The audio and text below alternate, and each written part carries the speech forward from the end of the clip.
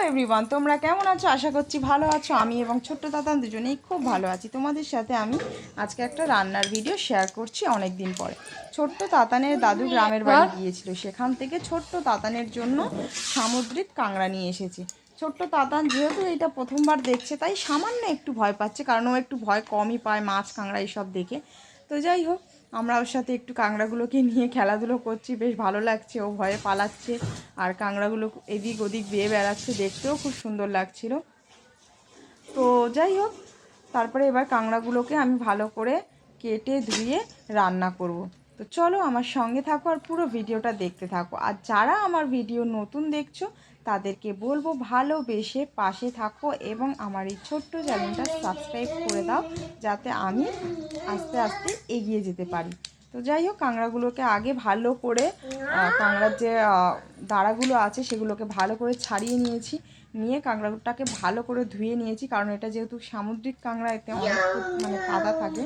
তো সে কারণে ভালো করে ধুয়ে মানে মাথার উপর একটু চাপ দিয়ে হাত দিয়ে একটু প্রেশার ক্রিয়েট করে ওপরের খোলসটাকে খুলে নিয়েছি। নিয়ে ভেতরে যে এগুলো থাকে, ওগুলোকে কি বলে আমি জানি না। তো যাই হোক, সেগুলোকেও ভালো করে কেটে পরিষ্কার করে নিতে হবে।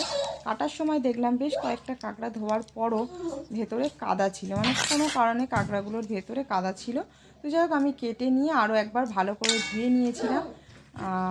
আর কাঁকড়াগুলোই প্রত্যেকটা কাঁকড়ায় ডিম ছিল, আর তাহলে কি পুরো সোনায় সোহাগা। যাই হোক, আমরা শুধুমাত্র বড় দাঁড়াগুলোকেই নিয়েছি, ছোটোগুলো ফেলে দিয়েছি।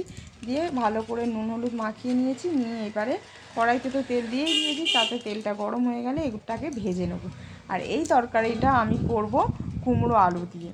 তবে এটা ভালো লাগতো বেশিটা মানে যেটা আমরা খাই ঝাল, মানে আদা রসুন পেঁয়াজ টমেটো দিয়ে আলু দিয়ে ঝাল করলে।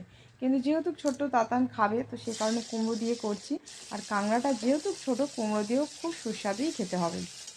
তো এটা আমি দুদিন দু রকমভাবেই করেছিলাম। যেহেতু ছোট্ট তাতানের জন্য এনেছে, ওর উদ্দেশ্যে, ওকে না খাওয়ালে তো একদমই ভালো লাগবে না। তো সেই কারণে প্রথম দিন আমি কুমড়ো দিয়েই করেছি, যাতে ছোট্ট তাতান খেতে পারে। যদিও খুব একটা খায়নি, তাও খেয়েছে অল্প।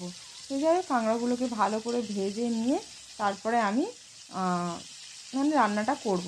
তো যাই হোক, তোমরা দেখতেই পাচ্ছ কাঁকড়াটা প্রায় ভাজা হয়ে গেছে। তো এবার আমি কাঁকড়াগুলোকে একটু নাড়াচাড়া করে তুলে নেব। নিয়ে আমি কড়াইতে দিয়ে দেবো 5 ফোড়ন। যেহেতু কুমড়ো দিয়ে হচ্ছে, তাই 5 ফোড়ন দেবো। এবার দিয়ে দেবো সমস্ত কেটে রাখা সবজি, আলু কুমড়ো পেঁয়াজ টমেটো। তো এটাকে আমি চাইলে পেঁয়াজটাকে আগে ভেজে নিতে পারতাম, কিন্তু এই যে ছোট্ট তাতান, আমি যতক্ষণ রান্না করি ততক্ষণ আমার পেছনেই থাকে, মানে আমার হাত পা ধরে টানাটানি করে। তো অতটা সময় আমি দিতে পারি না। আর তেল থেকে ওর গায়ে পড়ারও একটা চান্স থাকে। তো সে কারণে আমি কী করি, সব সবজি একসাথেই দিয়ে দিই। দিয়ে ভালো করে ভেজে নিয়ে আমি আমার এটা ঘরোয়া যা মশলা আছে সেটাকে দিয়ে আমি এই রান্নাটা করব। সবজিগুলো যখন একটু ভালোভাবে ভাজা হয়ে আসবে, তখন আমি এতে দিয়ে দেবো হলুদ নুন জিরের গুঁড়ো। যারা ঝাল খেতে ভালোবাসে তারা তো গুঁড়ো লঙ্কা দেয়, কিন্তু আমি দেবো না। আর কাঁচা লঙ্কাটাও পরে দেবো, কারণ এখন দিলে কাঁচা লঙ্কাটা মানে সেদ্ধ হয়ে ঘেঁটে যেতে পারে, যে কারণে ঝাল হয়ে যেতে পারে। তো সে কারণে আমি পরে দেবো। আর এতে যেটা অ্যাড করেছি সেটা হলো একটু আদা বাটা। দিয়ে আবারও ভালো করে নাড়াচাড়া করে নেবো, যাতে মশলাটার সাথে সবজিগুলো ভালোভাবে মিশে যায়। তারপরে আমি নাড়াচাড়া করে নিয়ে পরিমাণ মতো জল দিয়ে দেবো। আর তোমরা কারা কারা কাঁকড়া খেতে ভালোবাসো আমাকে কিন্তু কমেন্টে জানাতে ভুলো না। আমি কাঁকড়া খুব একটা ভালোবাসি না, কিন্তু আমার বাপের বাড়ি এবং শ্বশুর বাড়ি সবাই কাঁকড়া খেতে ভালোবাসে। আমি খাই, তবে যে আমার খুব ভালো লাগে এমনটা নয়। একটা কি দুটো হলেই ঠিক আছে, মানে আমি কাঁকড়া খুব একটা পছন্দ করি না। যাই হোক, দেখতে পেলে লঙ্কাগুলো পরে দিয়ে দিয়েছি, দিয়ে একটু নাড়াচাড়া করে নিয়েছি। নিয়ে আমি এবার এতে পরিমাণ মতো জল দিয়ে ঢাকনা দিয়ে দেবো, যাতে সবজিগুলো ভালোভাবে সেদ্ধ হয়ে যায়।